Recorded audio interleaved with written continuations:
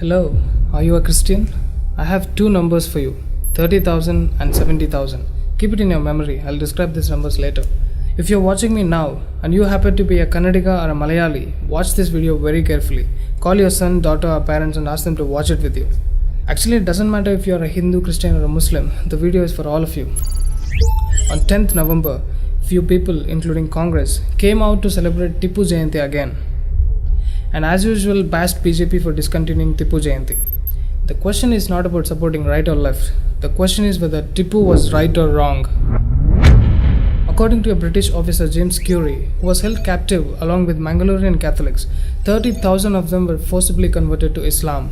The young women and girls were forcibly made wives of the Muslims living there. The young men who opposed this brutality of Tipu were disfigured by cutting their noses, upper lips and ears.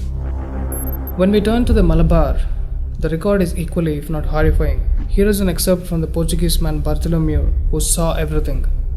Tipu had men and women hanged in Calicut. Mothers were hanged with their children tied to their necks.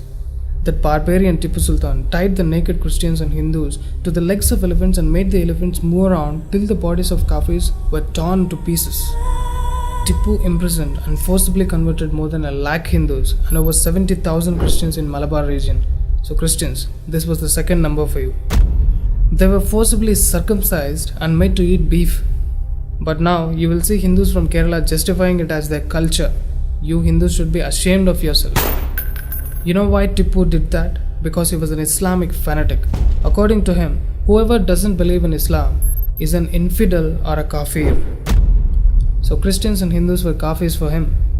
And according to Islam, whoever is a kafir should be killed. Exclusively in a torturous way, whichever horrible way their hatred finds expression. All the Tipu Sultan fans out there who are burning with anger on me because I'm saying this, here is the letter from Zaman Shah to the Afghanistani ruler in 1790s. He asked him to come to Bharat, invade the country and kill the Kafirs. Dear Tipu fans, now just shut up, okay? I'm not making this up. I'm erasing the crap that you idiots had made up, like Tipu helped Hindus, restored temples, etc.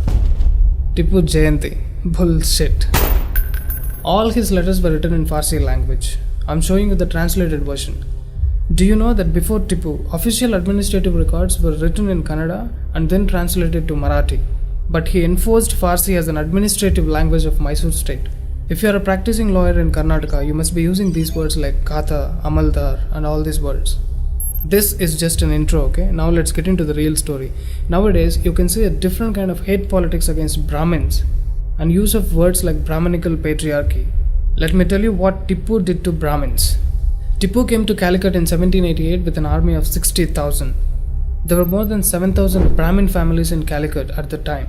More than 2,000 of these were wiped out, and the remaining fled to the forests. Tipu Sultan, in letters to Syed Abdul Tulai and his officer Budruz Zaman Khan, respectively gloated that, with the grace of Prophet Muhammad and Allah, almost all Hindus in Calicut are converted to Islam. Only on the borders of Cochin state, a few are still not converted.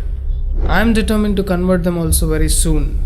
I consider this as jihad to achieve that object. Isn't Tipu sounding like someone from ISIS?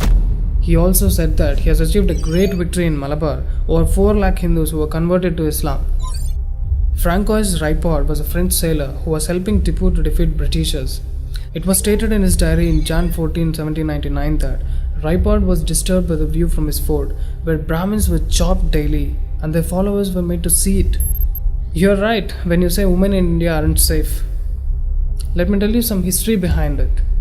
There were Mandhyam Iyengars who lived between Mandya and Srirangapatnam area, mainly in Melkote. On Diwali, when all the Mandhyam Iyengars were immersed in celebrations, Tipu's men entered Melkote and massacred at least 800 people, including women and children. Thus, Naraka Chaturdasi became a black day in the history of Mandhyam Iyengars, belonging to Bharadwaja Gotra. After the genocide of these Brahmins of Karnataka, their descendants till date haven't celebrated a single Diwali festival.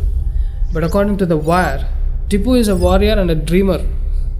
Also, according to Benjamin Lewis Rice, Tipu was a Muslim fanatic, and by the time Tipu died, there were only 2 Hindu temples left standing within the Srirangapatnam fortress.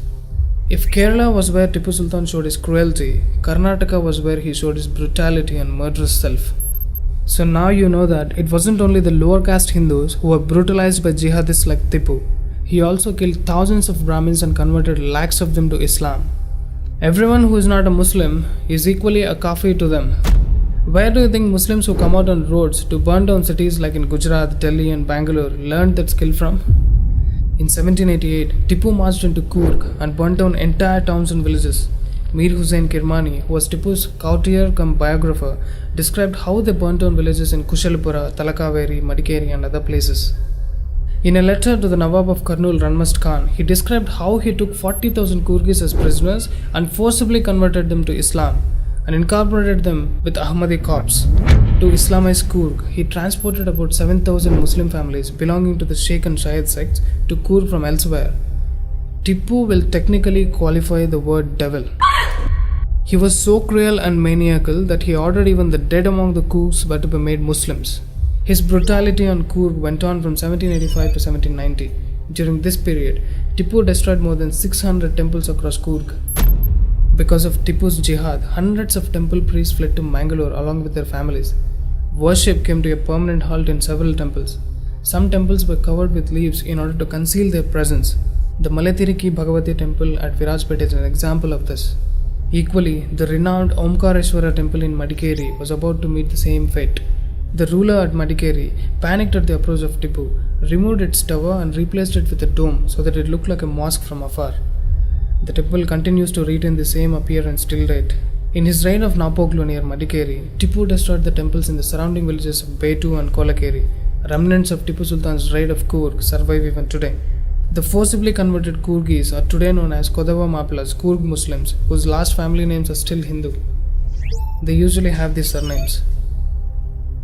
The fact remains that Tipu Sultan was never really able to control the brave Coorgis, and he lost the battle 31 times there and killed the brave Kodava warriors by infidelity.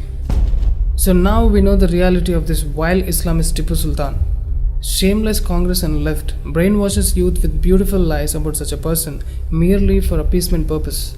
In almost every year, Congress imposed Section 144 to celebrate Tipu Jayanti. Why do they have to impose such a law if the whole Karnataka wants to celebrate? The reality is, no one wants to celebrate even the existence of this jihadi.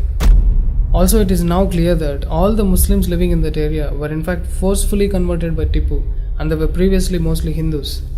He wasn't a freedom fighter as the left says.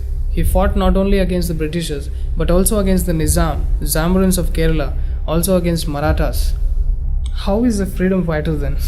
He named Mysore to Nazarbad, Calicut to Islamabad, Sakleshpur to Manjarabad.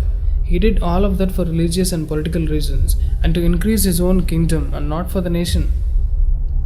Or else why would he kill lakhs of people for it in the name of jihad?